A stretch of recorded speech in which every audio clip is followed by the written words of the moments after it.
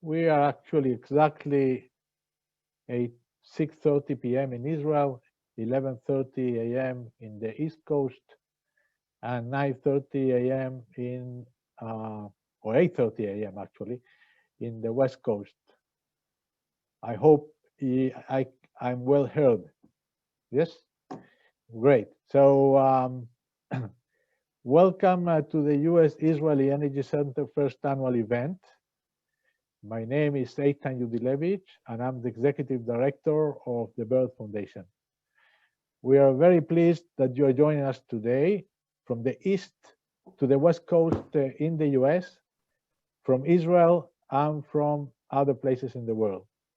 This is the nice advantage of holding the Energy Center's first annual event virtually. We have a busy hour ahead of us, and I hope it will be interesting and arouse curiosity to learn about the Energy Center. The U.S. Israeli Energy Center was officially launched in 2018 after the signing of an implementation agreement between the U.S. Department of Energy and the Israel Ministry of Energy. The first call for proposals was published in April 2019, and a second call for proposals was published in July 2020. Today, we're going to hear opening greetings from Dr. Andrew Light, Acting Assistant Secretary for International Affairs at the U.S. Department of Energy, Mr. Udi Adiri, Director General of the Ministry of Energy, and Dr. Ami Applebaum, Chairman of the Israel Innovation Authority and Chief Scientist at the Ministry of Economy and Industry. These senior officials represent the three stakeholders of the Energy Center, which provide the oversight of its operations. Following the greetings, we will announce the winning consortium for the second call for proposals, the Energy Cyber topic of the Energy Center. Then, we will see and hear presentations of the ongoing programs by the US and Israeli leaders of the three consortia.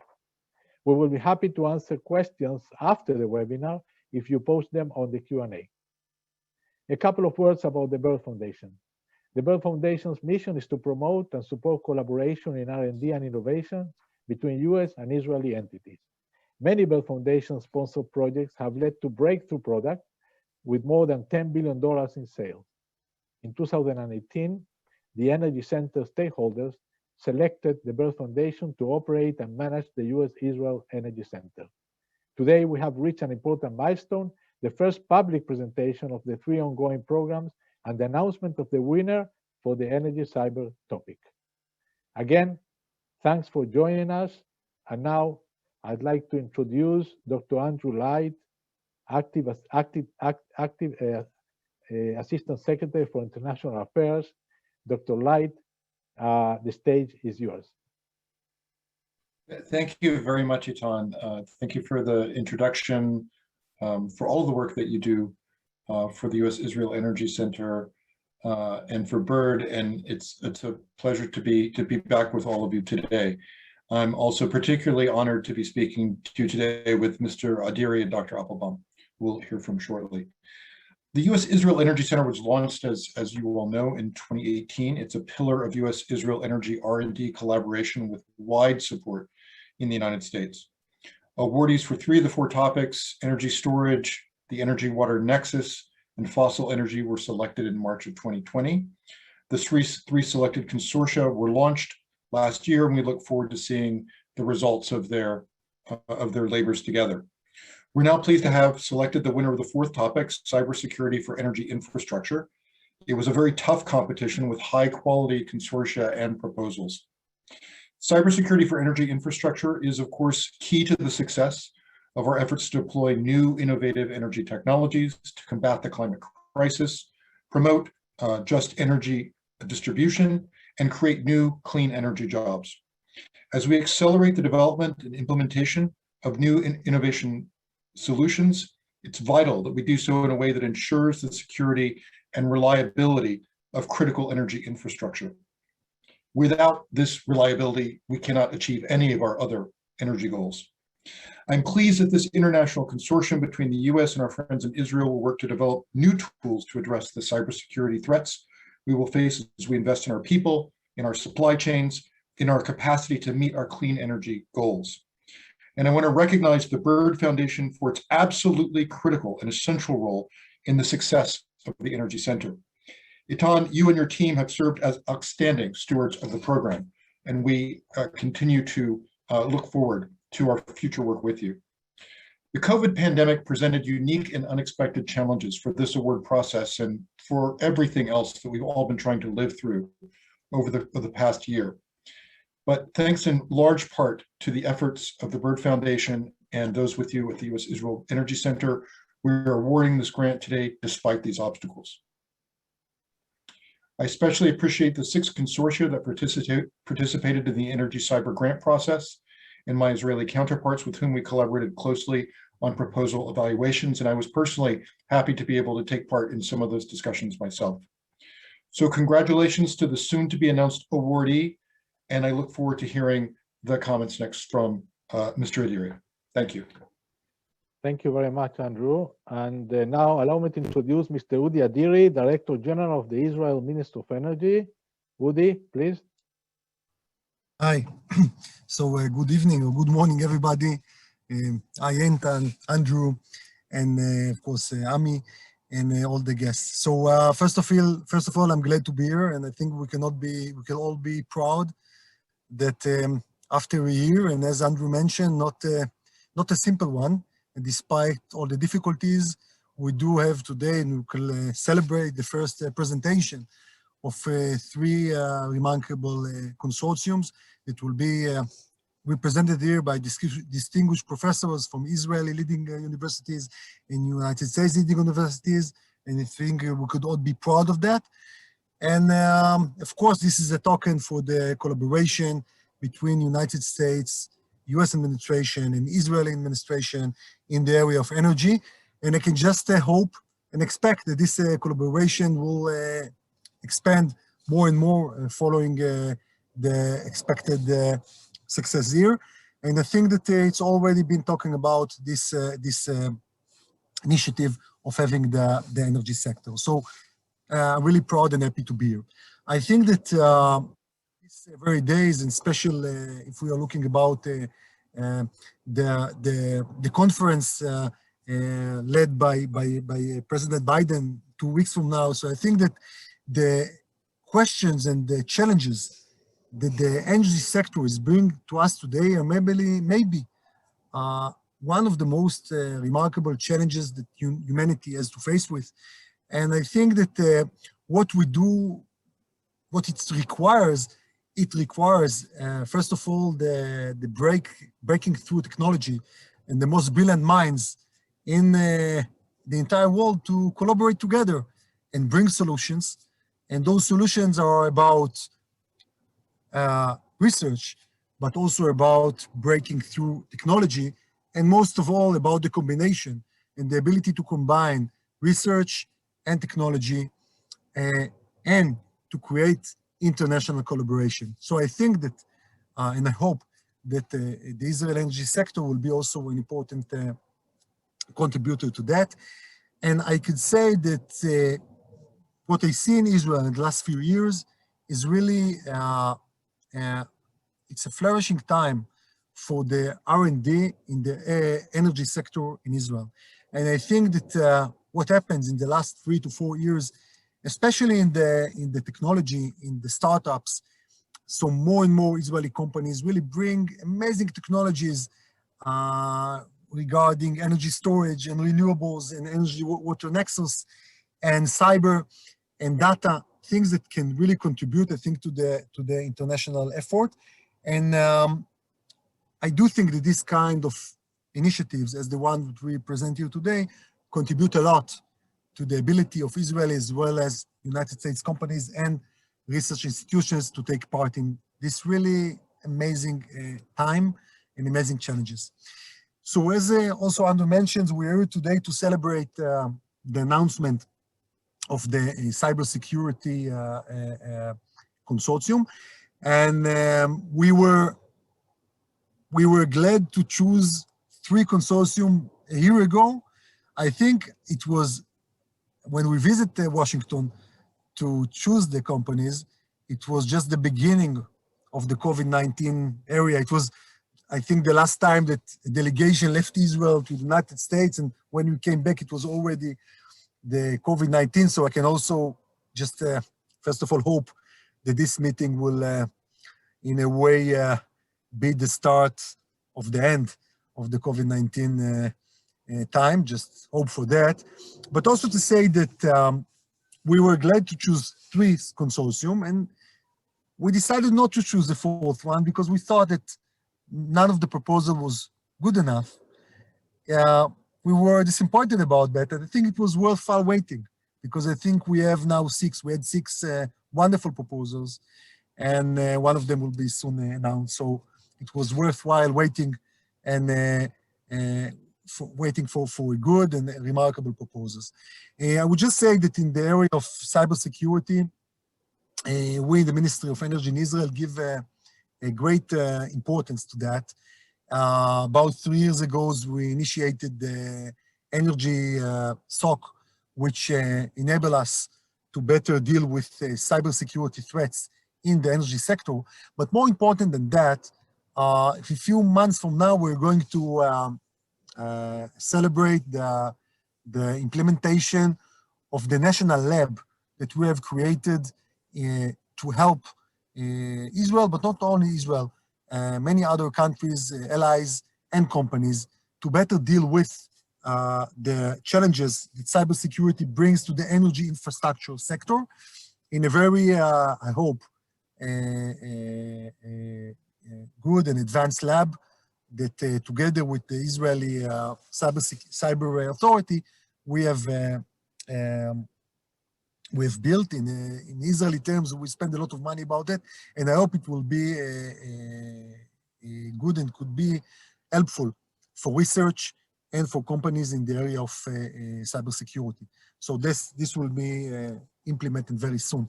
So the issue of cybersecurity is of great importance, and I think that if you look about the factors of decarbonization, but as well as the decentralization of energy systems around the world, the challenge of keeping those safe is becoming a very serious one. And I hope that we can also, in this initiative and the consortium that will be chosen today, give some contribution to that. So thank you very much. I'm honored to be here, and hopefully next time it will not be using the Zoom, which is a great, again, discovered a great invention of humanity, but we'll manage without it, at least for some events. So thank you very much. Thank you, Udi. Indeed, thanks to the Zoom webinar, we have people from Norway watching this. So, okay, so next, Dr. Ami Appelbaum, Chairman of the Israel Innovation Authority. Ami serves also as the Chief Scientist at the Ministry of Economy and Industry. Ami, please. You're muted.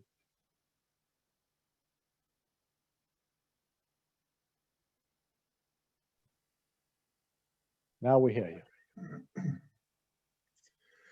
Good evening, good morning, and I am really glad to be here in the inauguration of the 4th leg of the Energy Center. I would like to thank all the partners in the Energy Center, the Department of Energy, that, if I'm not mistaken, originated that sort of doing a joint collaboration in a different way that BIRD Foundation is usually running, and building a binational consortia.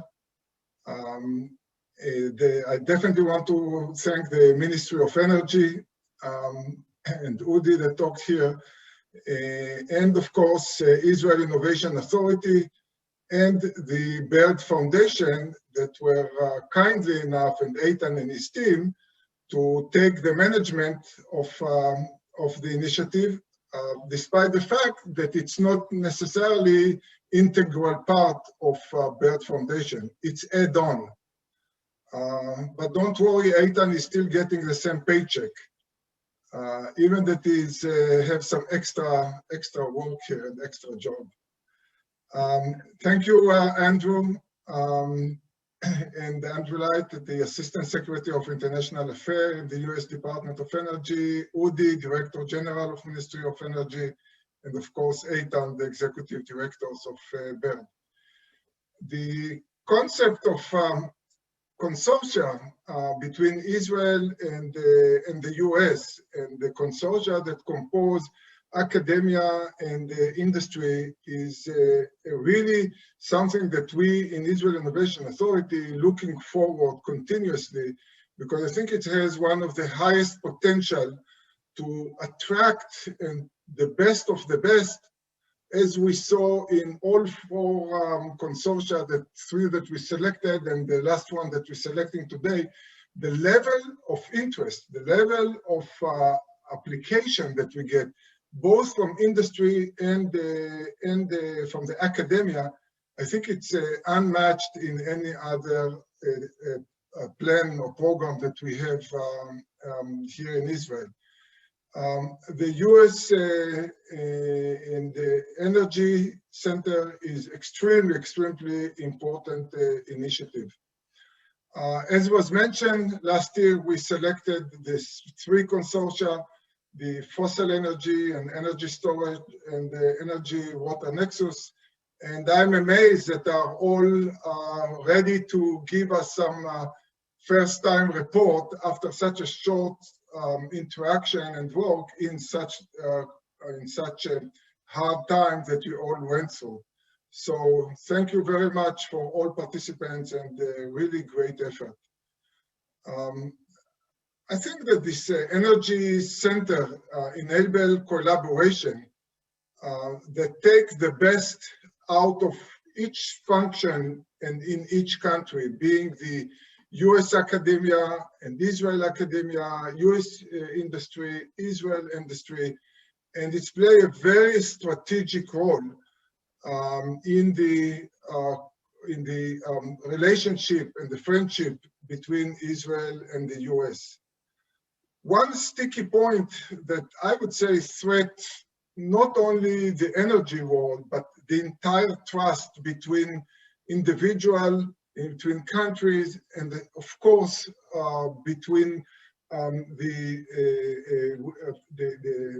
the ordinary people and the service providers on all fronts, is the issue of cybersecurity and all the event that we see, the attack that happen on different companies, and that trust is going to be broken unless we will have a strong cybersecurity.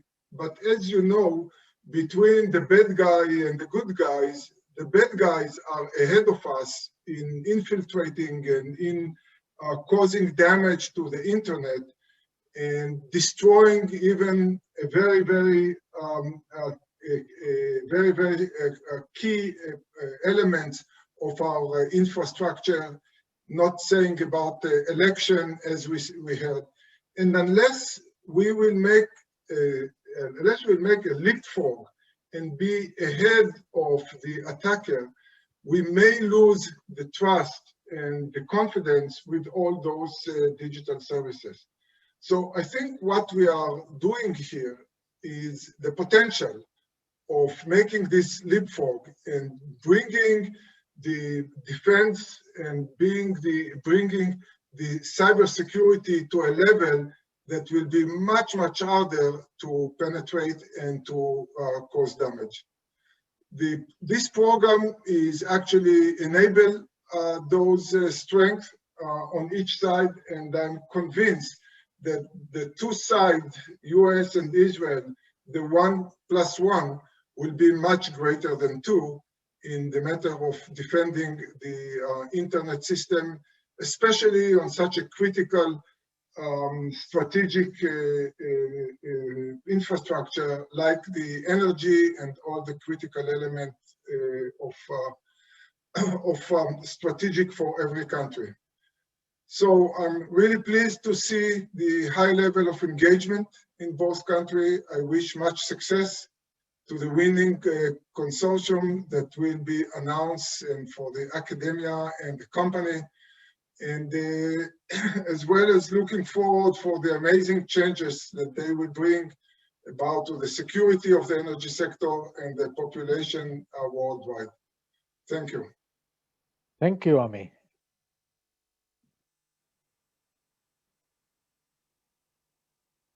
Okay. So now we are ready to announce the winner of the Energy Center's second call for proposal for the topic Cybersecurity for Energy Infrastructure. The call for proposals was published in July 2020. The final deadline for submissions was December 17, 2020.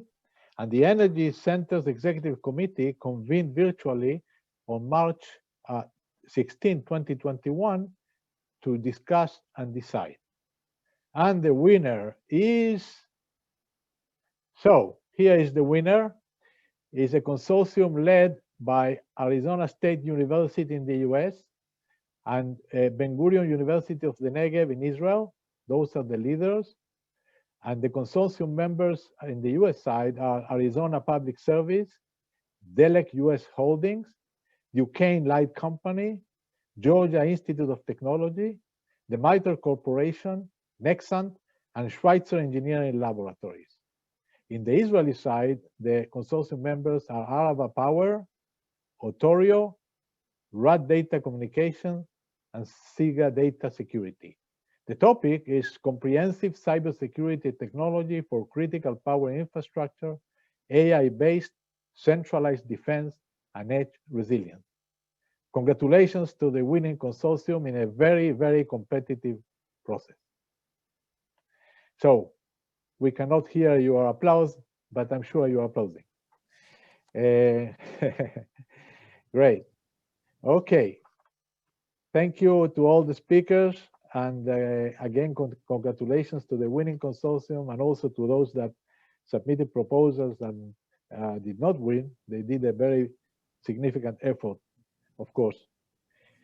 All right. So it's a now desert consortium. Yeah, I can say. Pardon me? It's a desert consortium. Yeah, it's a desert consortium. Right. Absolutely. Great consortium. Okay.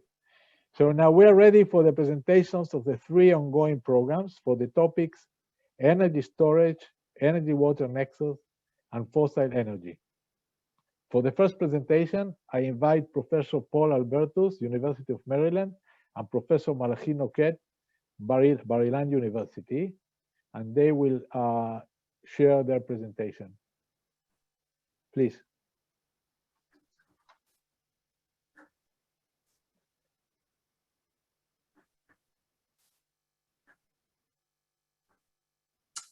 Is that coming through okay?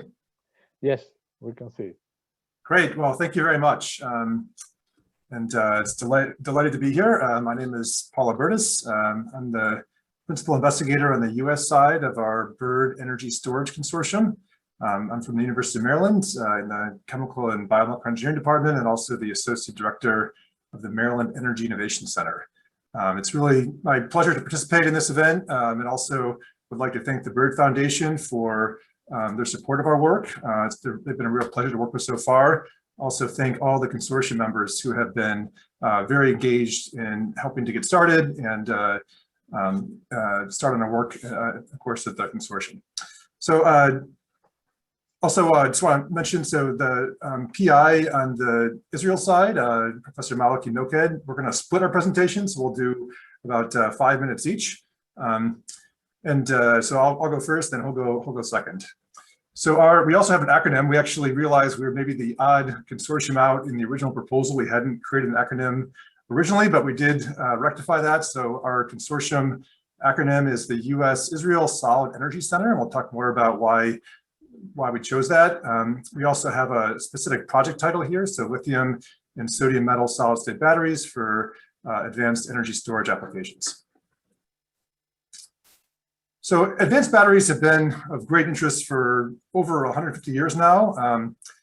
They're of great interest today for many applications, and I think it's quite clear that for the coming decades, and I think really centuries, they're going to continue to be of great interest. And the figure here on the left shows a nice kind of outline of a number of different applications in which batteries can be used. As you can imagine, there's actually quite a wide range of different battery applications, and the requirements for each of these is also quite different. Our principal focus will be on batteries for defense and aerospace applications. And just as one very concrete example there, US soldiers today carry over 20 pounds of batteries on a 72-hour mission. So improving or reducing the weight while having the same amount of energy stored while ensuring safety is obviously a clear goal there.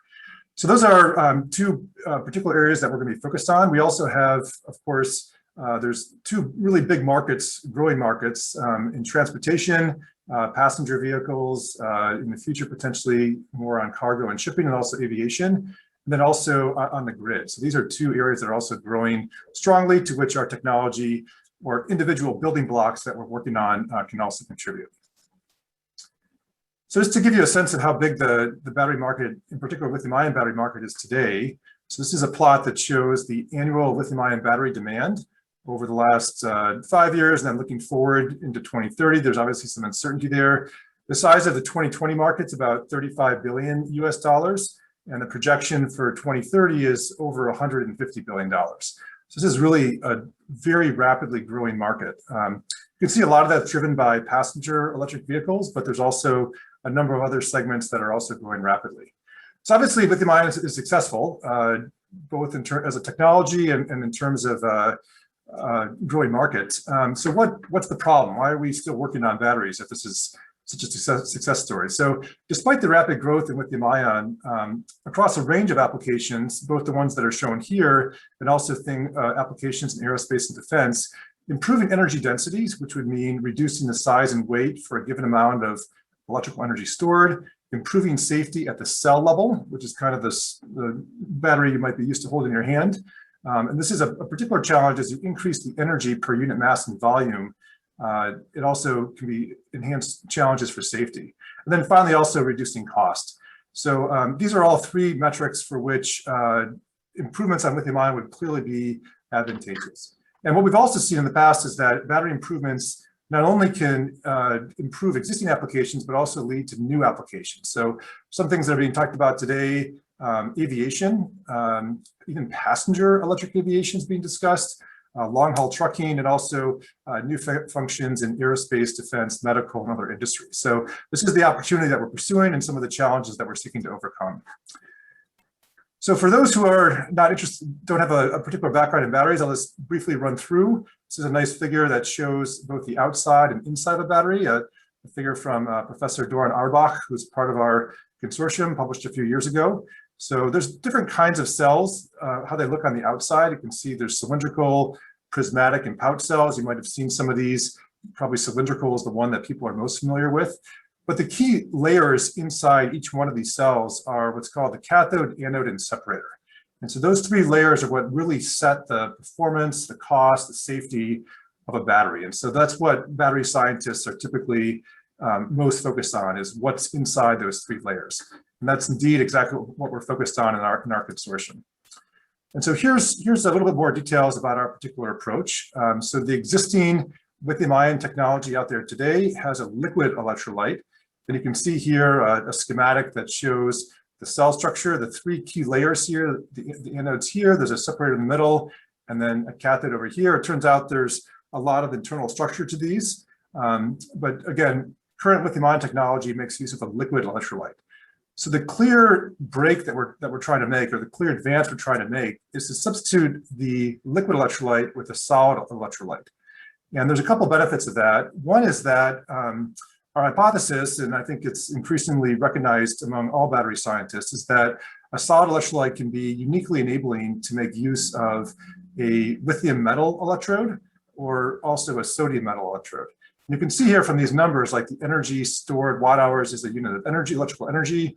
Energy per mass or per volume can be increased by over 30% in shifting from a graphite anode used in lithium-ion today to a metal electrode like lithium metal, for example.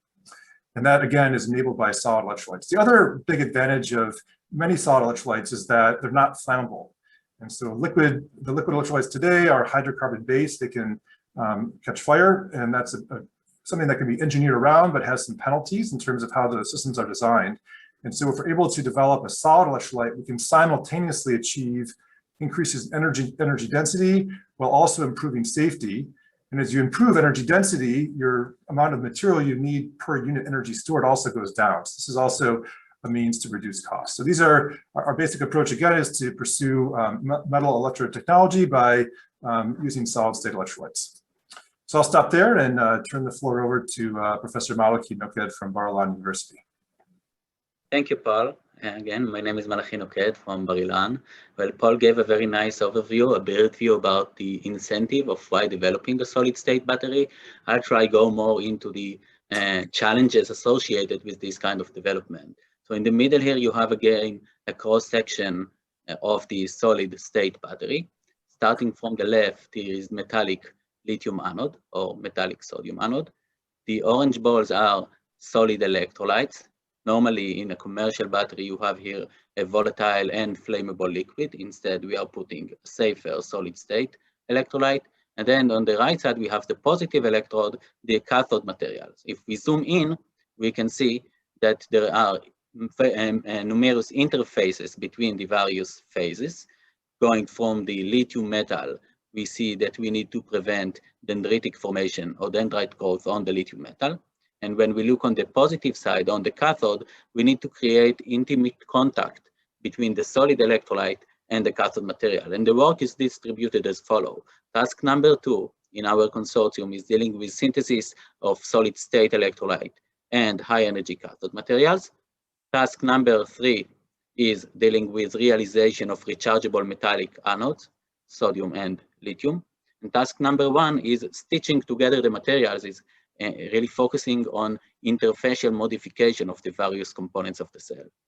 Encapsulation of the entire of the 3 tasks are done on task number 4 when we integrate a full cell. And I will show you how the work is distributed amongst the various consortium members in the next slide.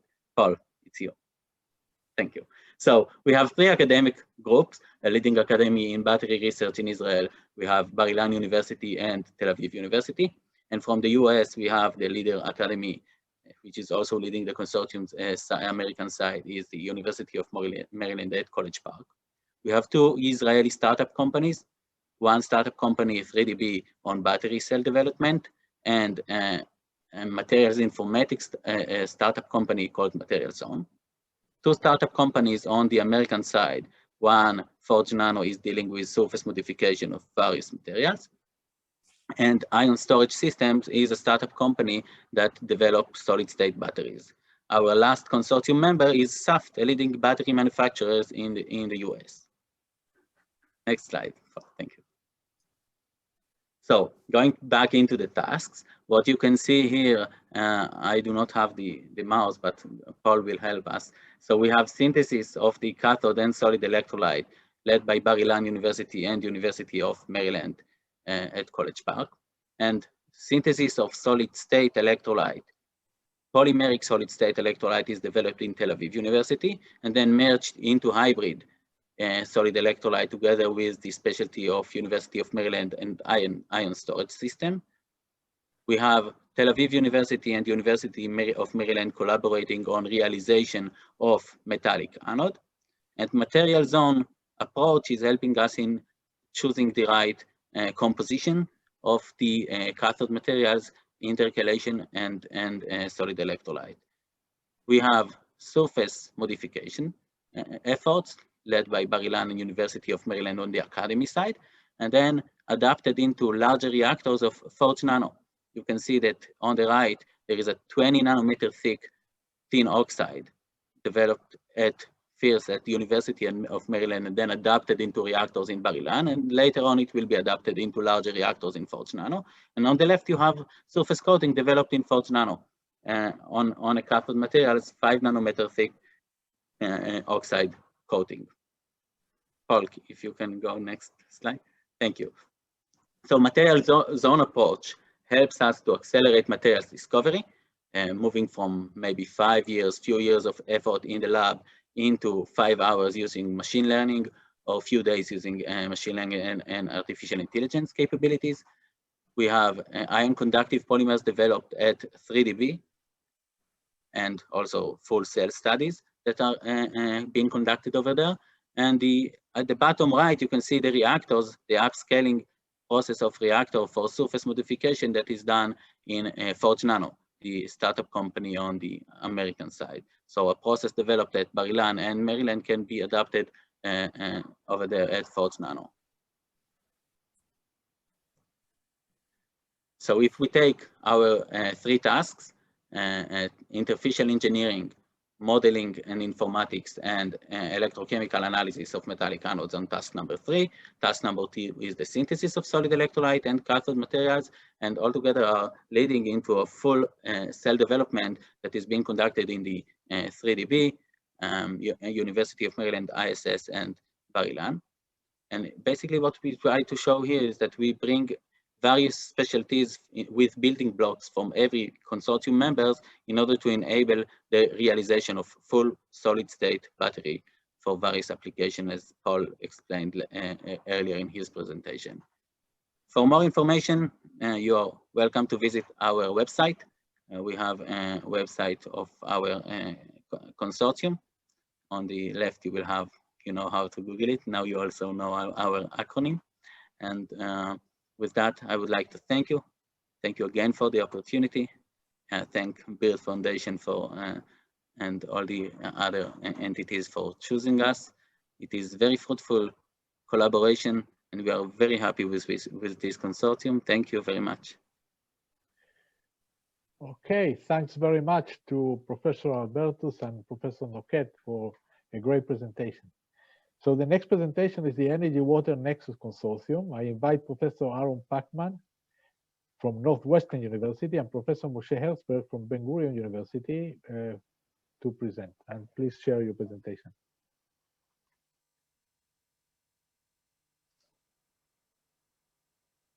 Hello, I'm Aaron Pachman from Northwestern University. I'm a professor of civil environmental engineering, the director of the Northwestern Center for Water Research. And I also hold a position at Argonne National Laboratory as the water lead in the Manufacturing Science and Engineering Initiative. I am the US co-director of CoWork, the Collaborative Water Energy Research Center. And my Israeli co-director, Moshe Herzberg, will cover some of the projects a bit later in the presentation. Next slide, please, Moshe. The approach of CoWork is really to tackle the entire water energy system using systems approaches to understand the places with the specific aspects of the energy water nexus where new technologies and materials improvements can have a significant system level impact on both water availability, water cost, and energy. Next slide, Moshe. So we have subdivided the entire energy water domain into 3 major components. One is the overall energy water systems benefits, where we conduct systems analysis to try to understand these overall impacts. The second is related to water supply for both desalination and for low energy wastewater reuse. And then the third aspect is the recovery of resources from wastewaters, which can include energy directly and can also include other components such as nutrients and valorized chemicals that could either save money and will definitely save energy. Next, please. So one of the core principles of the operation of CoWork is to have fully binational activity. And I'm showing the org chart here, mainly so that you can see 2 things. One is the organization of our 6 projects. Each of these projects has a collaboration between Israeli and US investigators, and including a mixture of universities, companies, and Argonne National Laboratory in the US. Secondly, all of our projects have both a systems analysis component, so they will be assessed in terms of technology performance for scale up and deployment. And you can see on the left there in the box for pilot testing facilities, every technology that we're developing will go out to a pilot testing facility And those are located also both in the US and Israel. Next, please. So we're going to run through each of the 6 projects briefly, and I'll do the first 2, and then Moshe will take over after that. So the first aspect is in water supply, and the big challenge here for cost and energy is in desalination. So desalination uses considerable energy. It's one of the largest uses of electricity in Israel, for example. And the 2 challenges that exist here are, one, that essentially you have non-selective desalination. And so you are removing components that you don't necessarily want to remove, requires secondary treatment to add back some salts. And secondly, the existing desalination methods are optimized for seawater. And so there's a big challenge and very low energy efficiency right now in treating brackish water. That is between normal freshwater conditions and seawater conditions. And the need to more efficiently treat brackish water is a major issue in Israel, as well as across the United States. Next slide. So CoWork's desalination project is led by Jack Gilron at Ben Gurion University. I expect many people know him. He's one of the foremost experts in desalination in the world, and particularly in developing and applying technologies. So here we have a group of partners that includes the Technion for testing at 2 brackish water desalination facilities. And our research is first improving selectivity of desalination, and then secondly, implementing them in process trains specifically for brackish waters. Next. The main accomplishment for this year and the first 6 months really of our project operation is to evaluate a number of different methods for selective desalination and silica removal for brackish water. And here we are building on the broad capability of our team as we have a number of different approaches at Ben Gurion, at the Technion, and at Argonne that are being evaluated in year 1. And then based on our systems and performance analysis, some of those will be selected for inclusion in a pilot in year 2. Next, please. The second core project focuses on materials, and there are 2 related challenges. One is to make materials that are more selective. So project 1 is using existing technologies and aiming to scale them up. Project 2 is developing and refining materials that could then get inserted into those efforts. And the second big challenge that is persistent across the water energy nexus is that surface fouling degrades performance. It also damages materials, so that quite substantially increased energy and life cycle costs. Next. CoWork's Materials R&D project is led by Argonne National Lab by Seth Darling and takes advantage of the extensive facilities available at Argonne, such as the Manufacturing Engineering Research Facility, which is shown on the right. The aim here is to, The aim here is to really tailor material properties at the molecular scale and to develop some persistent strategies to prevent or at least reduce fouling. And this also builds on the extremely strong material science capability at Northwestern, Technion, and Yale, and involved major companies such as DuPont, who are primary providers of desalination membranes around the world today. Next, please. The year 1 effort here is also really focused at the scale of improving manufacturing, reliability of membranes to produce large-scale, highly tailored membranes and maintain these molecular scale performance properties at the scales needed for desalination applications. So here facilities are being upgraded and some of the early developed materials are being scaled up currently. Now I'll turn things over to Moshe to describe the remaining research.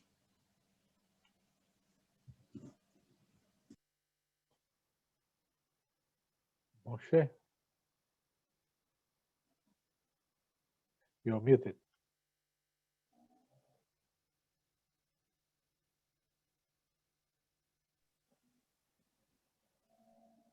Okay, so the next 2 projects I'm talking about is the next project I'm going to talk about is wastewater reuse and resource recovery. And so in municipal wastewater, there is eventually more, thermodynamically, there is more energy as organic material than the energy needed to treat them. And therefore, we need to switch from the common energy consuming processes to energy and nutrients producing processes. And for that, since membranes are core of this practice, fouling control is essential and new material need to be developed. So this is the two first projects I'm going to talk about. The person that the lead researcher for this project is Amit Gross, Professor Amit Gross from Ben-Gurion University. He's working, basically, his project is on integrating the multiple strategies for enhanced nutrient and energy recovery, a collaboration between Ben-Gurion University, Northwestern, Mekorot, Technion, Israeli Industry Fluence, Galilee Society, DuPont, Metropolitan Water Reclamation District, Argonne, and Energia. The first key accomplishment is that basically core anaerobic membrane bioreactor was designed, and multiple strategies for nutrient and energy recovery have been started to be developed. Wastewater safety is also very important. The water production, the produced water safety is very important and critical, and therefore efficient removal of the organic pollutants is being carried out with the special adsorbent developed by Professor Will Dichtel from Northwestern, where he basically leading the effort or the project that they work on high efficient and scalable trace organic separation using polishing from multiple wastewater treatment, from effluent from multiple treatment trains, using a special adsorbent. So he basically, in that project, a new class of adsorbent were already developed for organic micropollutants. The next step, in parallel to the improved wastewater treatment, exploiting energy and nutrients, natural soil-based wastewater treatment is being optimized by integration of engineered aquifer research, led by Professor Alex Foreman from the Technion, integrating engineered aquifer research with the effluents of wastewaters to reduce system level energy intensity, which is happened up till now. For that, the accomplishment for the first half a year, already 3 soil aquifer treatment setup were completed and operational testing is underway. So all in all, this center developed technologies need to be analyzed for their cost effectiveness prior to their commercialization. So integration of the high recovery ion selective desal projects and enhanced wastewater use for nutrient and energy recovery I mentioned before is of great importance for new customers where these technologies are cost effective. So this effort is being of optimized effort between and looking into the cost effectiveness, consistent, defensible, and transparent analysis at the system level, and integrating those systems together, the processes together, is being led by Professor Jennifer Dunn from Northwestern University. So thank you all for providing us the opportunity to present the first half-a-year activity of our co-work center. Thank you very much to Professor Aaron Pachman and Professor Moshe Herzberg. And the final presentation is on the fossil energy topic, and I invite Professor Dan Shantz from Tulane University and Professor Simon Emanuel from Hebrew University for this presentation. Who is going to share the presentation, Simon? Or? I will. Okay, great. Thanks, Eitan. So, good morning, afternoon, evening, everyone. It is a real pleasure to be here today talking about what we're doing with our center and hearing about the others. I can still remember the U.S.-Israel Summit in 2014 on the Tulane campus, which was almost 7 years ago now. So for me personally, it's a really neat day to see where those conversations went all those years ago, and it's neat to see things happening. So along with Simon Emanuel from Hebrew University, we'll give a short overview of where we've gone over about the last 6 months since we've gotten the center established. And so the motivation for the consortium was simple, in that the dramatic increase in natural gas production over the last 15 years in Israel was the driving force behind our effort to put GOMED together. And in fact, was one of the original driving forces for this binational effort back when former Senator Mary Landrieu was still in office and trying to develop relationships with our Israeli partners. So the gas production has increased dramatically since the discovery of the Leviathan and Tamar gas fields, excuse me. And that's changed the energy landscape, not only in Israel, but in the region.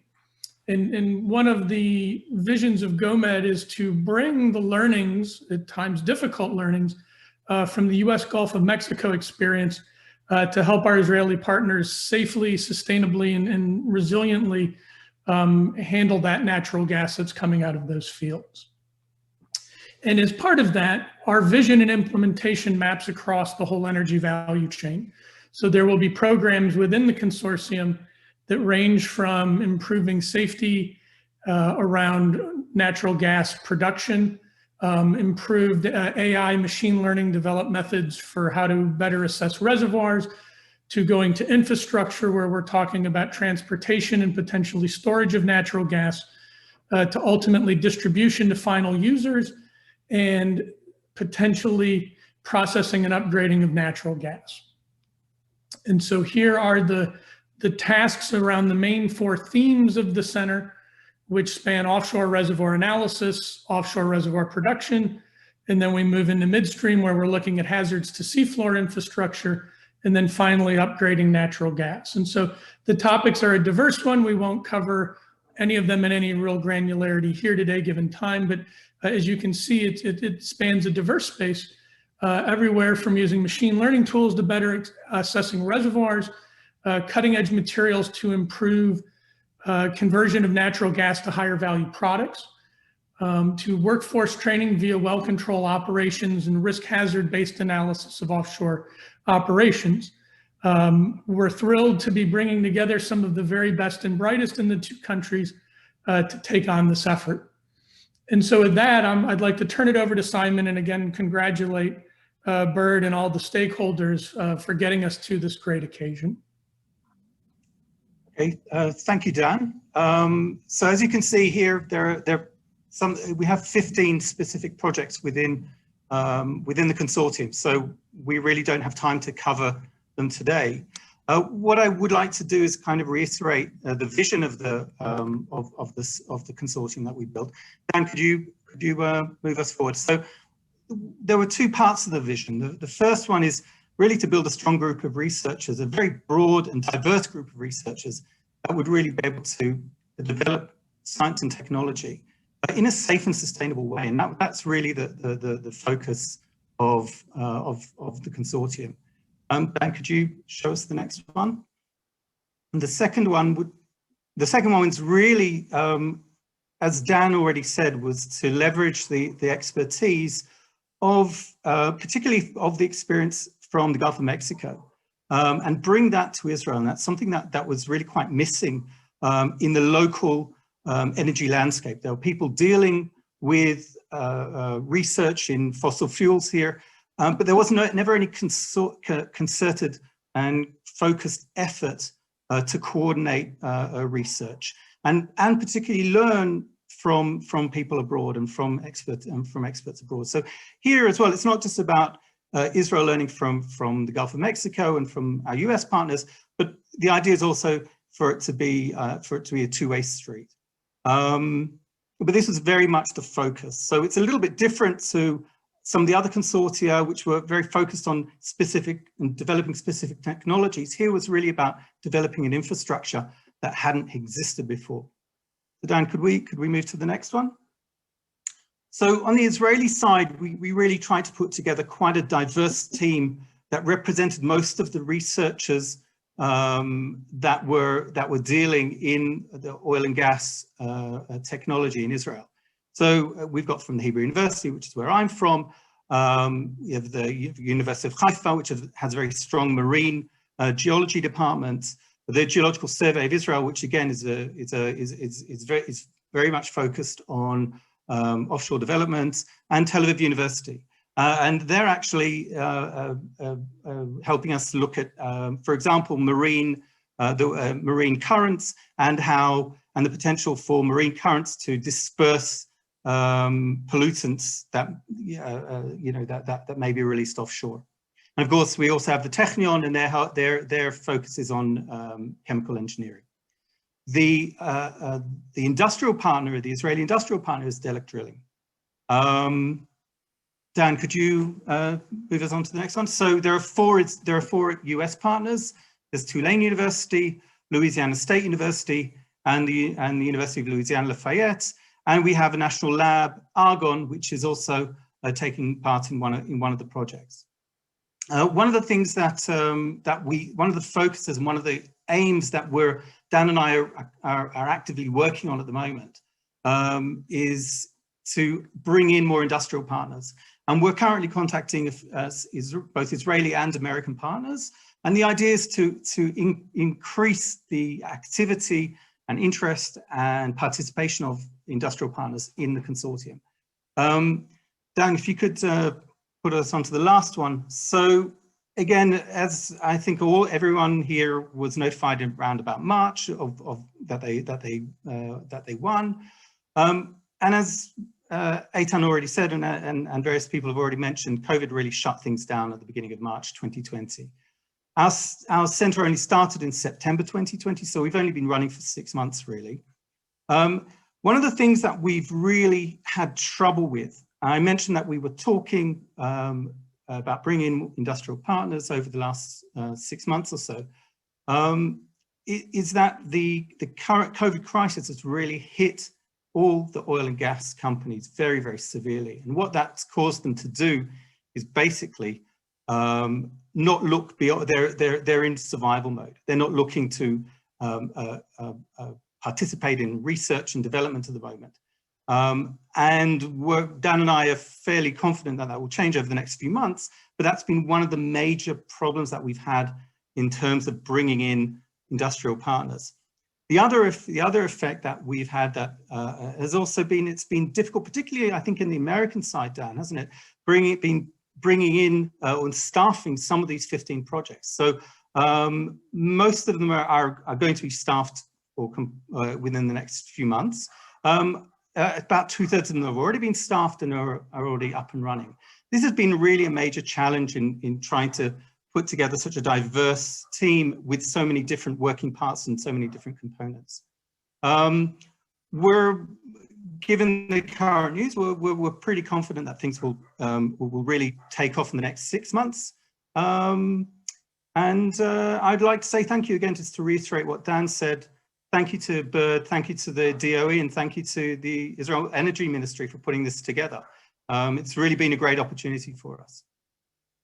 Great. Thank you, Professor Shantz and Professor Emanuel, for your presentation.